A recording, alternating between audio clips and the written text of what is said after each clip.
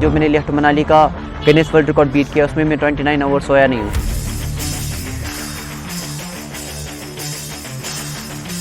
जब मेरा chapter 6th class book में आया, कश्मीरी बुक में, और बच्चे उसे पढ़ रहे हैं, मुझे लगता है कि शायद जो मैंने इस उम्र में अचीव किया है उनको सदियाँ लग जाती है बाकी लोगों को करने में। आदाब, आप देख रहे हैं आवाज़ द वॉइस और मैं हूं आपके साथ यास्मीन खान। जैसा कि आपको पता है, आवाज़ द वॉइस पे हम आपको मुस्लिम यूथ की सक्सेस स्टोरीज दिखाते हैं यूजुअली, बट आज मेरे साथ आदिल तीली है जिनके बारे में पूरी दुनिया जानती है। आदिल तीली बेसिकली एक प्रोफेशनल साइकिलिस्ट है जिनका नाम 2 टाइम्स गिनीज वर्ल्ड रिकॉर्ड में आ चुका है। बहुत शुक्रिया आदिल, आपने अपना कीमती वक्त दिया। Thank you so much. सबसे पहले स्टार्ट करेंगे विद योर जर्नी।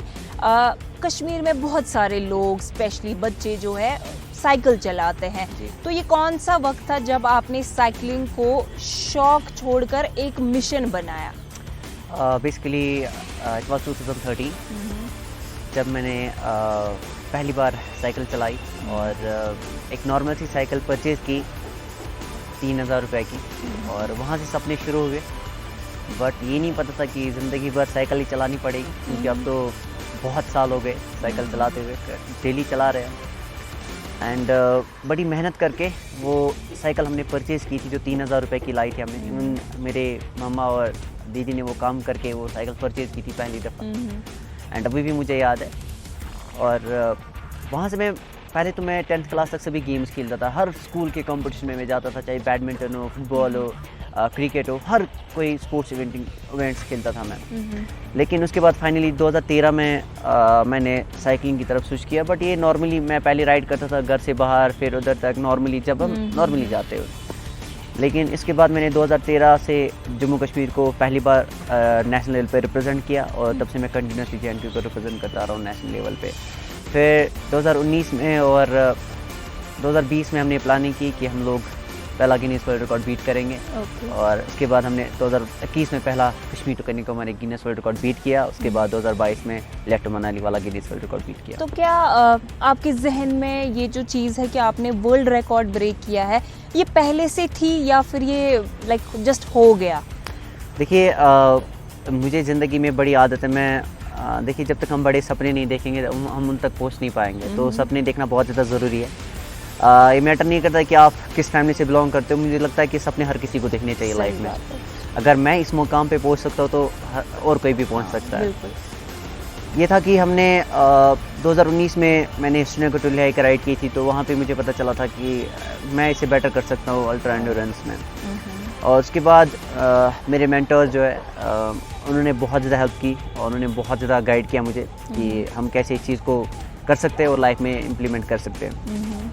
और उसके बाद पूरी प्लानिंग करके बट हम एग्जीक्यूट नहीं कर पा रहे थे due to the lack of sponsorships, क्योंकि एज यू नो की साइकिलिंग एक बहुत एक्सपेंसिव गेम है। इसमें बहुत ज़्यादा खर्चा आता है, चाहे आप न्यूट्रिशन की बात करो, चाहे आप इक्विपमेंट्स की बात करो, चाहे आप ट्रैवल की बात करो, बहुत ज़्यादा इसमें खर्चा आ जाता है। उसके बाद स्पॉन्सरशिप्स उधर थोड़ी बहुत मिली थी, तब जाके हमने पूरा प्लान किया और फिर हमने तैयारी की पहला गिनीज वर्ल्ड रिकॉर्ड बीट करने के लिए। ओके, तो पहला जो गिनीज वर्ल्ड रिकॉर्ड आपने ब्रेक किया, तो उसमें मैं ये जानना चाहूँगी कि कितने दिन लगे और उसमें क्या क्या सिचुएशन बनी, लाइक आपको क्या कुछ हेल्थ वाइज भी कुछ फेस करना पड़ा या क्रैम्प्स वगैरह? देखिए, बिल्कुल जब हमने पहला गिनीज वर्ल्ड रिकॉर्ड बीट किया था कश्मीर टू कन्याकुमारी, उसमें मैंने 8 डेज़ 1 आवर एंड 39 मिनट्स में रिकॉर्ड को बीट किया था मैंने। एंड बिल्कुल आसान नहीं रहता किसी भी जर्नी में, क्योंकि बहुत ज़्यादा फटीग, पेन और ये चीज़ें फेस करनी पड़ती है। लेकिन डिस्टेंस कितना था वो? 3600 किलोमीटर्स था। And I am very thankful to my team, जिसमें मेरा फिजियो, न्यूट्रिशनिस्ट, कैमरामैन, मैकेनिक, वो पूरा उन्होंने हेल्प किया, उन्होंने पूरा गाइड किया। और जहाँ पे मुझे प्रॉब्लम्स क्रिएट होती थी वो वहाँ पे जल्दी बोलते थे कि हमें ये चीज़ करना चाहिए, हमें वो चीज़ करना चाहिए। उनके बगैर शायद इस गिनीज वर्ल्ड रिकॉर्ड को बीट करना बहुत ज़्यादा इम्पॉसिबल था। सो अल्हम्दुलिल्लाह मैंने ये अचीव किया। तो जब आप ट्रैवल करते थे या साइकिल राइड करते थे तो ऑफ कोर्स हाईवे से ही गए होंगे, NH44 और ये सारी जगहों से, तो क्या जब आप रात का टाइम होता था तब भी साइकिलिंग करते थे या रेस्ट लेते थे आप? नहीं, बेसिकली क्या होता है, हम इसमें रेस्ट बिल्कुल भी नहीं होता है, इसमें हमें कंटिन्यूसली चलना पड़ता है। लेकिन जब भी हमारे स्टॉप्स रहते हैं हमें वो हाईवेज़ पे ही मिलते हैं। अगर हमें सोना पड़ेगा, थोड़ा सा नैप लेना पड़ेगा, या हमें कुछ खाना पड़ेगा, या फिजियो सेशन करना पड़ेगा, वो ऑन द वे होता था, रोड पे ही होता था। तो क्योंकि हमें पता था कि हमें एक टारगेट मिला, उस टारगेट के अंदर हमें इस रिकॉर्ड को ब्रेक करना है, और वो चीज़ हमें इम्पॉर्टेंट था, क्योंकि पीछे एक टीम कंटिन्यूसली गाइड कर रही थी कि हमें इतना कवर करना है, हमें इतना कवर करना है, तो हमें टाइम को बड़ा मैनेज करना पड़ रहा था। तो कभी ऐसा हुआ है कि आपको रात में स्टॉप नहीं मिला हो रेस्ट के लिए?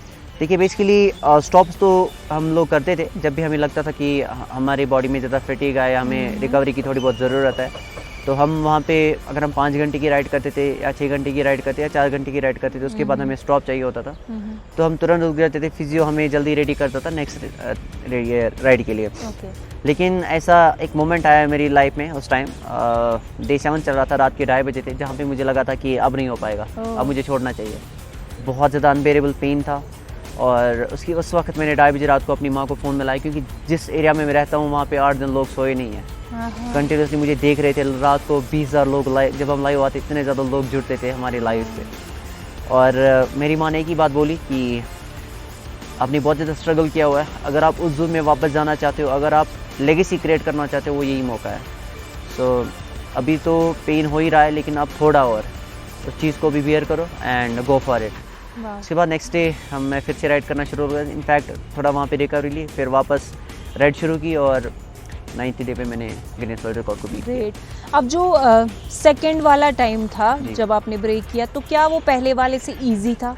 देखिए जब भी हम कोई भी रिकॉर्ड अटेम्प्ट करते, कुछ भी इजी नहीं रहता, और सबसे इम्पॉर्टेंट चीज़ होती है तैयारी करना। जब मैं left Manali Guinness world record कर रहा था, वो 475 किलोमीटर्स का, लेकिन वो एक हाई अल्टीट्यूड जोन है जहाँ पे ऑलमोस्ट 5 पासेस आते हैं जो आपको कवर क्रॉस करने पड़ेंगे।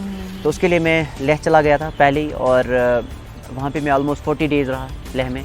मैंने खुद को एक्लेमेटाइज़ किया वहाँ पे, तब जाके मुझे लगा कि अब मैं चीज़ को बेयर कर सकता हूँ। तो मैंने खरदुमा की बहुत ज़्यादा राइड्स की थी उस टाइम, तो दिक्कतें बहुत आई, बहुत मुश्किलात आई, क्योंकि जो मैंने लेफ्ट मनाली का गिनीज वर्ल्ड रिकॉर्ड बीट किया, उसमें मैं 29 आवर्स सोया नहीं हूँ। 29 आवर्स 18 मिनट्स एंड 17 सेकंड्स में उस रिकॉर्ड को मैंने बीट किया। तो बड़ा अच्छा लगा जब मैंने दूसरा गिनीज वर्ल्ड रिकॉर्ड भी बीट किया, और उसके बाद मैं कंटिन्यूसली बाहर रेसेस खेलने गया, लाइक दुबई, सिंगापुर और ऑस्ट्रेलिया में मैंने UCI grand founder series participate की लास्ट ईयर। ओके, तो कौन कौन सी ऐसी कंट्री है जहाँ पे आपने ट्रैवल किया है? अभी मैं दुबई गया हूँ, अभी सिंगापुर में खेला, अभी ऑस्ट्रेलिया, एंड अभी मैं 2 महीने बाद जापान जा रहा हूँ। सबसे बेस्ट कौन सी कंट्री है जिसमें हम बोले जिस तरह से लाइक साइकिलिंग का जो भी चीज़ होती है, फॉर एग्जांपल इंफ्रास्ट्रक्चर की बात करें या एक प्रॉपर प्लानिंग की बात करें, तो कौन सी कंट्री आपको बेस्ट लगी? देखिए अगर साइकिलिंग में अगर देखिए, यूरोपियन कंट्री सबसे बेस्ट है, और वहाँ पे सबसे फेमस स्पोर्ट्स यही है। और क्योंकि मैं ऑस्ट्रेलिया गया, वहाँ पे भी स्पोर्टिंग कल्चर है, क्योंकि वहाँ पे बहुत ज़्यादा लोग स्पोर्ट्स खेलते हैं, स्पोर्ट्स की रेस्पेक्ट करते हैं। साइकिलिंग वहाँ पे भी डोमिनेंट स्पोर्ट है वहाँ पे। एंड इनफैक्ट मैं अभी ऑस्ट्रेलिया गया हूँ, अभी वहाँ पे मुझे बेस्ट साइकिलिंग है, क्योंकि बहुत सारे ऐसे साइकिलिंग नेशंस है लाइक फ्रांस और बेल्जियम, ये बहुत अच्छे साइकिलिंग कंट्रीज है जहाँ पे साइकिलिंग पूरी पीक पे होती है। तो यूरोपियन कंट्रीज आई थिंक सबसे बेस्ट है साइकिलिंग में। तो अभी क्या प्लान कर रहे हैं आप? अभी मैं तैयारी कर रहा हूँ। अभी नेक्स्ट मंथ मेरा लेह में और एक ट्रेनिंग कैंप है, और उसके बाद वापस कश्मीर, और उसके बाद मैं जापान जा रहा हूँ 1 महीने के लिए, जहाँ पे मैं तैयारी करूँगा ग्रैंड फाउंडर सीरीज़ के लिए। सो अभी बस उसके लिए तैयारी चल रही है। पेरेंट्स का कैसा रिएक्शन, आप चूँकि साइकिलिंग ही आपका पूरा बन गया है लाइफ में? देखिए मेरे लिए एक सबसे बेस्ट मोमेंट था। पहले जब हमने स्टार्ट किया था, तो बहुत रिश्तेदारों ने, रिलेटिव्स ने बोला था कि ये टाइम ज़ाया कर रहा है, क्यों इसको पढ़ाओ लिखाओ, थोड़ा जॉब करेगा, आपको साथ मिलेगा थोड़ा बहुत इसका। लेकिन घर वालों ने बोला कि कोई बात नहीं, आप स्पोर्ट्स करते रहो। स्पोर्ट तो पहले से करते थे, भले ही हमारे पास फाइनेंशियल सपोर्ट तब नहीं था। एंड जब मेरा चैप्टर 6th क्लास बुक में आया, कश्मीरी बुक में, और बच्चे उसे पढ़ रहे हैं, मुझे लगता है कि शायद जो मैंने इस उम्र में अचीव किया है, उनको सदियाँ लग जाती है बाकी लोगों को करने में। बिल्कुल। और जब मैंने बाप ने वो बुक पढ़ी, एंड लिटरली वो रोया कि ये चीज़ें सपने पूरे होते हैं सच में। तो मुझे बड़ा अच्छा लगा, आज लोग बड़ा सपोर्ट करते हैं, और जब भी मैं कहीं पे निकलता हूँ तो लोग दूर से बोलते हैं ये आदिल तेली है। सो अच्छा लगता है कि छोटे बच्चे एज ए इंस्पिरेशन लेते हैं, और मैं हमेशा कोशिश करता हूँ कि मैं सोसाइटी को कुछ कंट्रीब्यूट करूँ अपनी तरफ से, एंड उनको बोलूँ कि नहीं, सपने देखने चाहिए और सपने सच में पूरे होते हैं। अब जो बच्चे हैं जो इस तरह के सपने देखते हैं, तो क्या कश्मीर में एक फीजिबल इंफ्रास्ट्रक्चर है बच्चों के लिए? देखिए इंफ्रास्ट्रक्चर धीरे धीरे अब डेवलप हो रहा है JNK में भी, अभी और कुछ चाहिए, बहुत ज़रूरत है इंफ्रास्ट्रक्चर की। देखिए स्पोर्ट्स में एज अ कैरियर की अगर मैं बात करूं, बहुत सारे, क्योंकि इसमें जॉब्स मिलते हैं, बहुत सारे ऐसे अपॉर्चुनिटीज़ मिलते हैं जो आपको पूरी दुनिया देखने को मौका मिलता है in sports events and other things.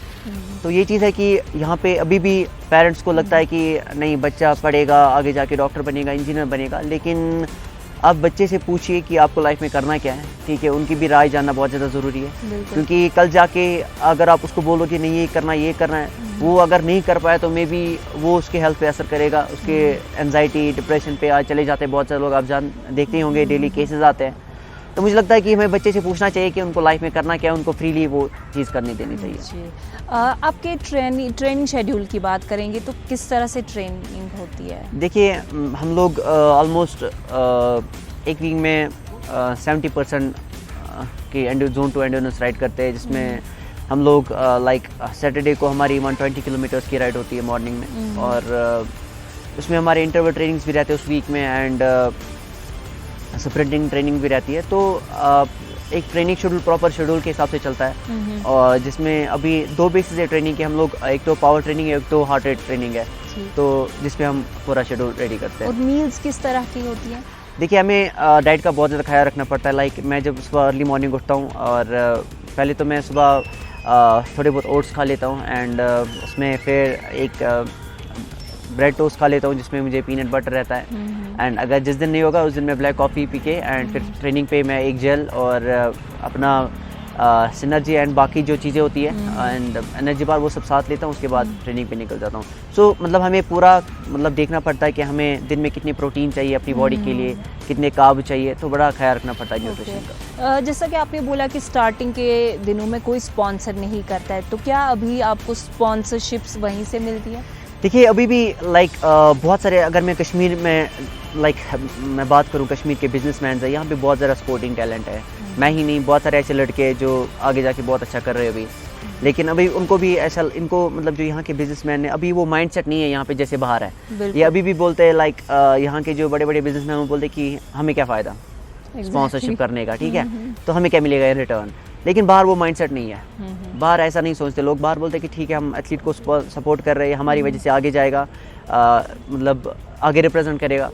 तो वो चीज़ अभी उस माइंडसेट की अभी यहाँ पे कमी है। तो आपके माध्यम से मैं बताना चाहूँगा जितने भी यहाँ पे मतलब ऐसे इन्फ्लुएंशियल लोग हैं, ये मैं ही नहीं, आपके पास अगर कोई भी एथलीट आता है कि उनको सपोर्ट की ज़रूरत है, उनको सपोर्ट कीजिए। क्या पता आपकी वजह से हमें और एक सितारा मिलेगा जम्मू कश्मीर से। जी, तो आखिर मैं आपसे पूछना चाहूँगी, जब आदिल तेली अकेले कमरे में बैठते हैं और अपनी जर्नी को विजुअलाइज करते हैं, तो क्या दिमाग में आता है? देखिए पहले तो मुझे मतलब मुझे लगता है कि मैं ऐसा इंसान हूँ, जब मैं कभी अकेला बैठता हूँ फिर सोचता हूँ कि यार सच में मैंने इतना कुछ हासिल किया है ज़िंदगी में। तो एक प्राउड मोमेंट मुझे वहाँ पे फील होता है कि एक छोटे से घर से निकलने के बाद एक उस स्टेज पे खेलना और वहाँ तक पहुँचना मेरे लिए सबसे बड़ी बात है। क्योंकि बहुत सारे ऐसे लोग होते हैं जो मेरी तरह बहुत ज़्यादा स्ट्रगल करते हैं और जिनके पास रिसोर्सेज नहीं होते हैं, सोचते हैं कि शायद हम सपना नहीं देख पाएंगे।